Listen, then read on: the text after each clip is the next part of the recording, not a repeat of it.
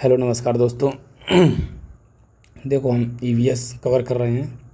EVS में आपके total हमने 12 चैप्टर कवर कर रहे हैं और आज ये हमारा फाइनल चैप्टर है, 12वां चैप्टर। हम ये जो ईवीएस है इसको हम एमपीटेट और आपके सीटेट के लिए कवर कर रहे हैं और बाकी जो कंपटीशन एग्ज़ाम में, हालांकि एमपीटेट और सीटेट में आपके एनवायरनमेंट ज़्यादा आता है, इसीलिए उसके तो महत्वपूर्ण है ही उसके लिए।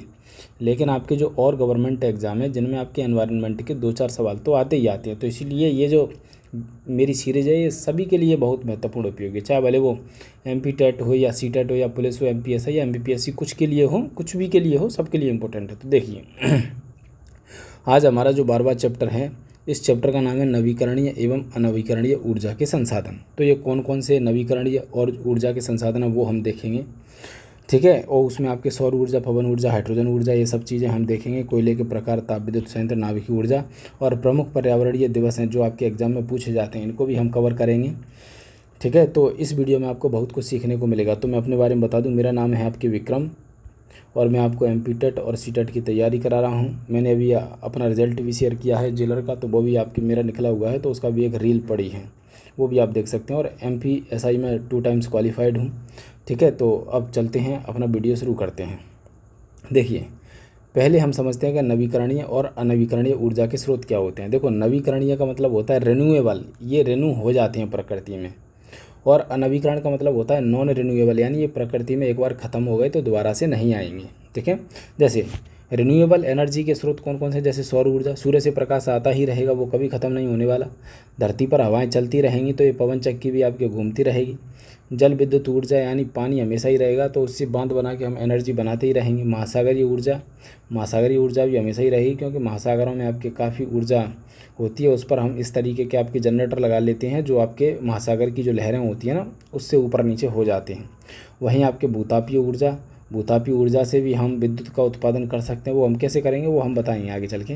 वहीं आपके जैव भार एवं जैव ईंधन, ये सब चीज़ें, यानी जो कचरा वगैरह होता है, जैसे आपके जो खेती में जो कचरा बचता है, इसको भी जला के हम विद्युत का उत्पादन कर सकते हैं। वहीं आपके हाइड्रोजन ऊर्जा, इसे भविष्य का ईंधन भी कहते हैं, ठीक है। तो नवीकरणीय ऊर्जा स्रोत क्या होते हैं, जो कभी प्रकृति में ख़त्म नहीं होंगे। इनमें से आपके कोई भी ख़त्म नहीं होने वाला, जब तक धरती है तब तक चलते ही रहेंगे, ठीक है। तो ये कभी ख़त्म नहीं होंगे, इसीलिए इनको बोलते हैं रिन्यूएबल या नवीकरणीय ऊर्जा के संसाधन, ठीक है। ये कभी ख़त्म नहीं होते हैं, इसीलिए इनको क्या कहते हैं, अक्षय ऊर्जा स्रोत भी कहते हैं, ठीक है। तो इतना आपको पता होना चाहिए। वहीं आपके नेक्स्ट देखते हैं कि नवीकरणीय ऊर्जा के प्रमुख स्रोत कौन कौन से हैं। तो नवीकरणीय ऊर्जा के जो प्रमुख स्रोत हैं वो आपके देखो सौर ऊर्जा, पवन ऊर्जा और हाइड्रोजन ऊर्जा। तो सौर ऊर्जा के बारे में आपको पता होना चाहिए कि सौर ऊर्जा का जो प्रधान स्रोत है, क्योंकि धरती पर सौर ऊर्जा कहाँ से आएगी, आपके सूर्य से ही आएगी, तो प्रधान स्रोत क्या है, आपके सूर्य हैं। और भारत में सबसे ज़्यादा जो सौर ऊर्जा का जो उत्पादन करता है वो कौन सा राज्य कर रहा है इस समय, राजस्थान में क्या है, थार मरुस्थल है। राजस्थान में आपके थार मरुस्थल है, और वहाँ पर एक भारत का और एशिया का सबसे बड़ा सोलर पार्क लगा है, इसका नाम है भड़ला सोलर पार्क। ये जो भड़ला सोलर पार्क है, ये भारत के साथ साथ आपके एशिया का सबसे बड़ा आपके सोलर पार्क है, ठीक है। तो ये भी आपको ध्यान रखना है, भड़ला सोलर पार्क। अब भारत सरकार द्वारा 11 जनवरी 2010 को राष्ट्रीय सौर मिशन प्रारंभ किया। ये भी आपको ध्यान रखना है कि कब आपके राष्ट्रीय सौर मिशन प्रारंभ किया, तो 11 जनवरी 2010 को राष्ट्रीय सौर मिशन प्रारंभ किया। इस मिशन के तहत 2030 तक कितना टारगेट किया गया कि 292 गीगावाट तक। वर्तमान में आपके कितना उत्पादन हो रहा है सौर ऊर्जा से, 164.59 गीगावाट उत्पादन हो रहा है। लेकिन हमारा 2030 तक टारगेट है कि जो सौर ऊर्जा से जो बिजली बनेगी वो आपके टारगेट कितना रखा है, 292 गीगावाट का। और विश्व में आपके सौर ऊर्जा के उत्पादक देशों में देखा जाए तो भारत का आपके तीसरा स्थान आता है, वहीं आपके चीन का प्रथम और यूएसए का आपके दूसरा आता है, ठीक है। ये जो आपके भड़ला सोलर पार्क हैं, ये भारत के साथ साथ आपके एशिया का सबसे बड़ा, भारत और एशिया का सबसे बड़ा सोलर पार्क है, जो कि राजस्थान के जोधपुर और फलौदी ज़िले का जो थार रेगिस्तान है उसमें आपके ये सोलर पार्क है। इसका जो ये लंबाई में फैला है आपके 14,000 एकड़ आपके क्षेत्र में फैला हुआ है, और इसकी खुद क्षमता कितनी है आपकी 2245 मेगावाट है। तो ये आपको सौर ऊर्जा के बारे में कुछ ज़रूरी फैक्ट पता होना चाहिए। ये भी बता दें कि ये सोलर पैनल होते हैं ना, इसमें सिलिकॉन धातु लगी होती है, तो सिलिकॉन धातु पे जैसे ही आपके जो सूर्य का प्रकाश आता है, इसके इलेक्ट्रॉन गति करते हैं, और इलेक्ट्रॉन का गति करने से आपके करंट बन जाता है, ठीक है, यानी बिजली बन जाती है। वही नेक्स्ट आपको पता होना चाहिए पवन ऊर्जा के बारे में। तो देखो विश्व में पवन ऊर्जा यानी पवन से हम जो विद्युत बनाते हैं, उस मामले में आपके भारत का कौन सा स्थान है, तीसरा स्थान है। ठीक है। अब देखो ये पवन ऊर्जा से कैसे बिजली बनेगी, तो ये जो पवन चक्की होती है इसके पीछे एक वो लगी होती है मोटर यानी जनरेटर लगा होता है, और वो आपकी बिजली बना देता है। उस बिजली को हम ट्रांसफार्मर में ले जाते हैं और ट्रांसफार्मर में उस बिजली को हम बढ़ा देते हैं। अब और बिजली बढ़ानी है तो मान के चलो यहाँ पे आपके 10 यूनिट आपकी बिजली आई, इस ट्रांसफार्मर ने 100 यूनिट कर दी। फिर इसकी जो बिजली है इसको मैंने दूसरे ट्रांसफार्मर में ले गया, फिर इसकी बिजली को तीसरे ट्रांसफार्मर में ले गया। तो इस तरीके से आपकी बिजली को बढ़ाया जा सकता है। ठीक है। कभी भी आपने बिजली स्टेशन देखे होंगे या बिजली घर देखे होंगे तो बहुत सारे ट्रांसफार्मर लगे होते हैं, क्योंकि वो बिजली को आपके इंक्रीज करने का काम करते हैं, एक ट्रांसफार्मर से दूसरे में, दूसरे से तीसरे में, ऐसे करके। ठीक है। ट्रांसफार्मर का काम ही होता है बिजली को घटाना या बढ़ाना। वहीं आपके देखा जाए तो आपके प्रथम पर आपके कौन है पवन ऊर्जा के मामले में? चीन, और दूसरे पे यूएसए, और तीसरे पर है अपना भारत। ठीक है।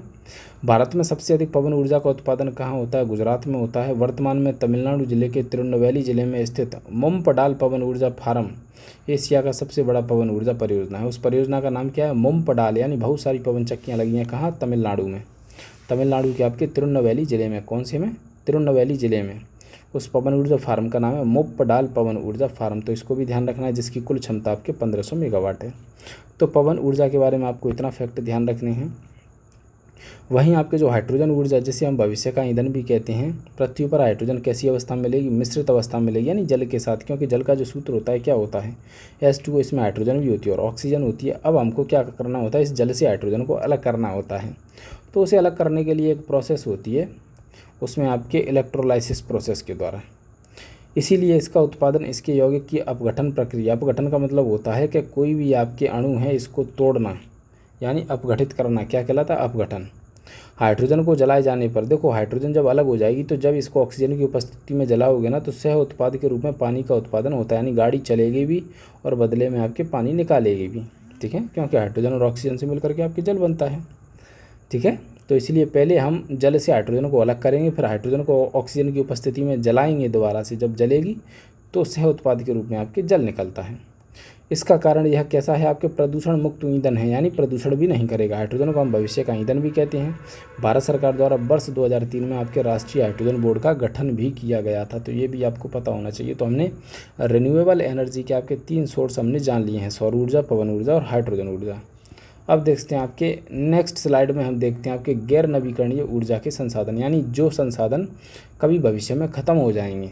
ठीक है। तो इनको कहेंगे नॉन रिन्यूएबल एनर्जी के संसाधन। जैसे हमारे पास इस समय देखा जाए तो कोयला है। कोयला चलो आज है लेकिन आने वाले समय में ख़त्म हो जाएगा। ठीक है। तो ये कैसा है? आपके नॉन रिन्यूएबल एनर्जी के संसाधन है, यानी जो ख़त्म हो सकते हैं। जैसे कोयला है, पेट्रोलियम है, डीजल है, पेट्रोल, केरोसिन, प्राकृतिक गैस, नाभिकीय ऊर्जा वगैरह कभी तो ख़त्म होंगे ये, तो इसीलिए इनको बोलते हैं नॉन रिन्यूएबल। तो अब कोयला के बारे में आपको ये पता होना चाहिए कि कोयला जो होता है ना, ये 4 प्रकार का होता है: एंथ्रेसाइट, बिटुमिनस, लिग्नाइट और पीट कोयला। जो एंथ्रेसाइट कोयला होता है ना, ये सबसे बेस्ट क्वालिटी का होता है। इसमें 90 से 92% तक कार्बन होता है।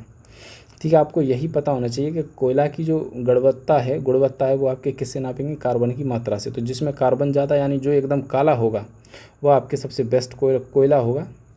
और जो एंथ्रेसाइट कोयला सबसे उत्तम श्रेणी का कोयला होता है। भारत का जो पश्चिम बंगाल का रानीगंज, इसको भी ध्यान रखिएगा, रानीगंज और झारखंड का झरिया किस लिए फेमस है? तो ये कोयले के लिए फेमस है। ठीक है। भारत में सबसे ज़्यादा जो कोयला का उत्पादन होता है वर्तमान में 2026 में, तो उड़ीसा राज्य में होता है, और दूसरे स्थान पर आपके छत्तीसगढ़ है। विश्व में कोयला उत्पादन के मामले में भारत का आपके दूसरा स्थान है। चीन के बाद भारत दुनिया का सबसे बड़ा कोयला उत्पादक देश है, यानी कोयला के उत्पादन में सबसे आगे है चीन, उसके बाद भारत का नंबर आता है। जबकि कोयला भंडार के मामले में भारत दुनिया में आपके 5वें स्थान पर है। देखो, उत्पादन मतलब होता है कि ज़मीन से कोयले को निकालना, और भंडार मतलब ज़मीन में ही है। तो इस स्थिति में देखा जाए तो भारत आपके 5वें स्थान पर है, और उत्पादन में आपके दूसरे स्थान पर है, चीन के बाद। ठीक है। अब आपको ये भी पता होना चाहिए, ये कोयले से आपकी बिजली बनाई जाती है। बिजली बनाने का प्रोसेस क्या होता है? क्योंकि कोयले पे आग जलाएंगे तो आपके जो पानी है, पानी को गर्म करेंगे, पानी को भाप में बदल देंगे, और इस भाप से हम किसको चला देंगे? आपके टरबाइन को चला देंगे। टरबाइन चलेगा तो आपकी बिजली बनेगी, यानी जनरेटर का जो पंखा है वो चलेगा तो बिजली बनेगी।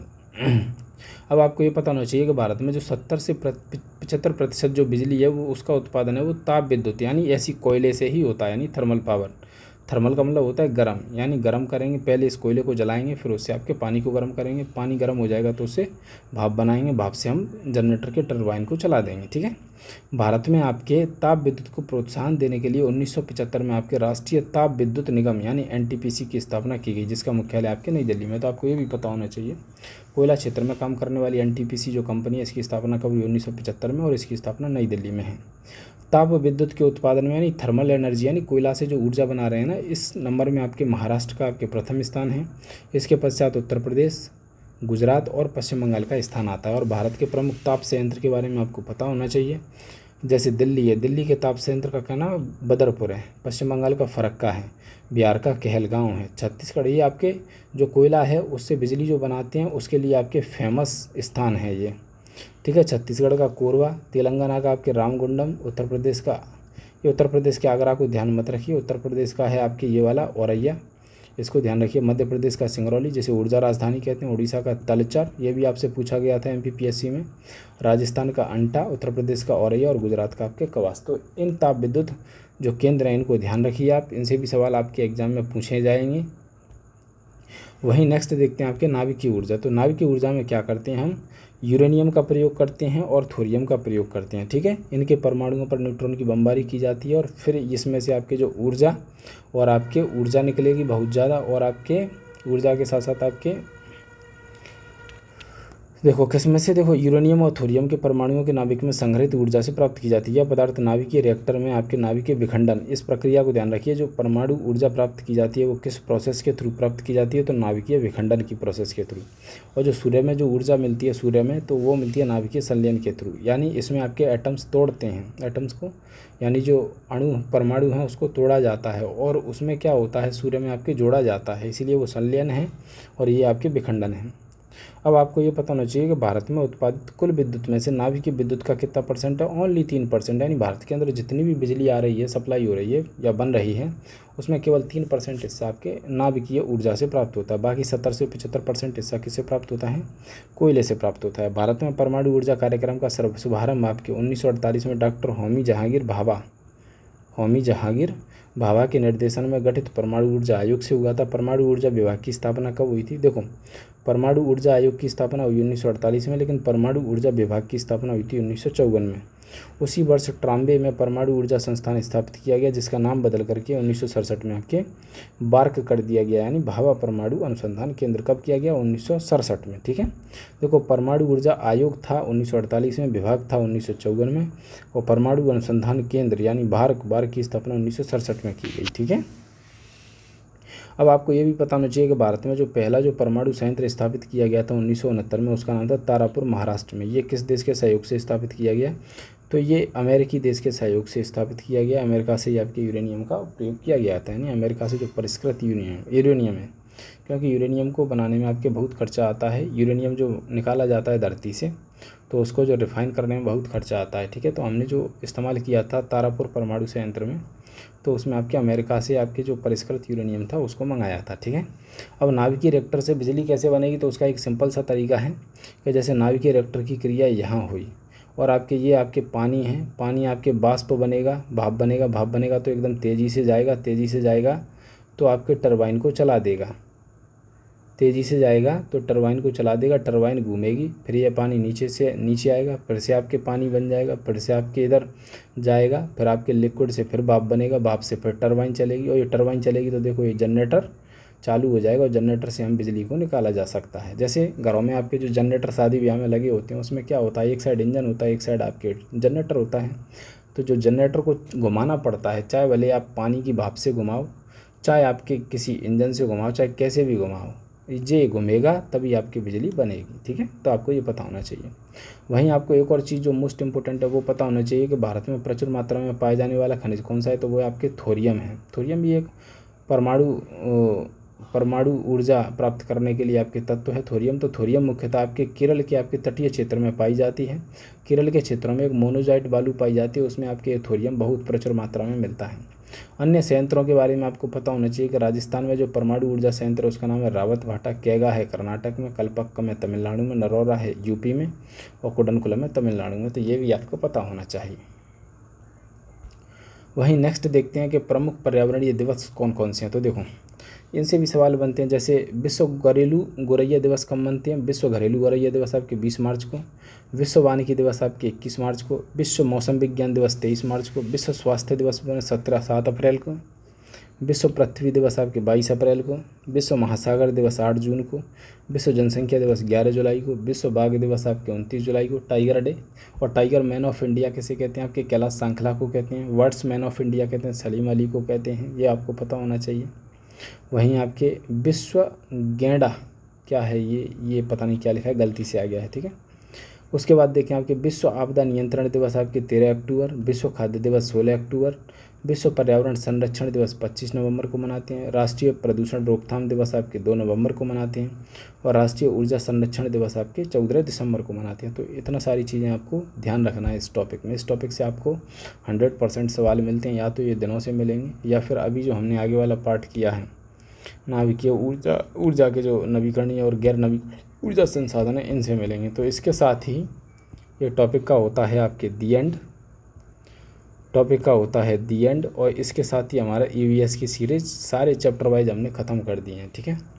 तो मिलेंगे हम दूसरे सब्जेक्ट को उठाते हैं, उसके हम देखते हैं। दूसरा सब्जेक्ट होगा हमारा मैथ के बारे में आपको शॉर्ट ट्रिक वगैरह PYQ वगैरह सारी चीज़ें बताई जाएंगी। तो आप जुड़े रहिए, आपको निश्चित ही कुछ ना कुछ सफलता मिलेगी और हमारी क्लास से आपके कुछ ना कुछ सीख के जाओगे। हमारी क्लास का फ़ायदा आपको क्या मिलेगा, तो देखो क्लास आपके बहुत छोटी है, 15 से 20 मिनट में हो जाती है, और इसी लेक्चर को अगर मैं बोर्ड पे जाके ऐसे लाइव तरीके से पढ़ाएंगे तो मुश्किल से अब 2 घंटे लगेंगे कम से कम, ठीक है।